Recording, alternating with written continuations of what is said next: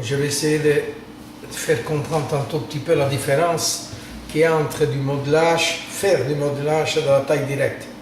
Qu'est-ce que ça veut dire? Le modelage, c'est fait surtout par adjonction progressive d'argile, alors que dans la sculpture en pierre est au contraire le fruit d'une épuration progressive.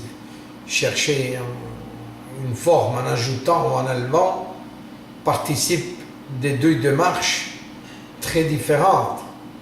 Mais surtout, c'était oublier que seule la taille directe de la pierre par l'artiste permet cet échange si particulier entre les matériaux et l'acte créateur.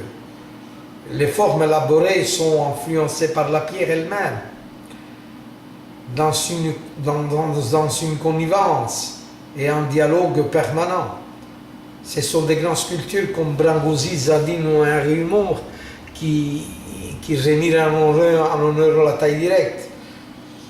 En leur suite, une nouvelle génération de sculpteurs a senti la nécessité de reprendre contact grâce à la matière elle-même, avec l'origine même de leur art. À la différence d'autres sculpteurs, ils n'enlèvent jamais beaucoup de matière, laissant à la pierre son poids, la puissance de son volume. Malgré cela, ils possédaient le secret de la modifier profondément. Mais ce qu'ils modifient venait toujours du noyau, de la forme de base, et n'étant jamais un effet de surface. Souvent aussi, il retournait sa pierre pour prolonger la forme et un mouvement continu.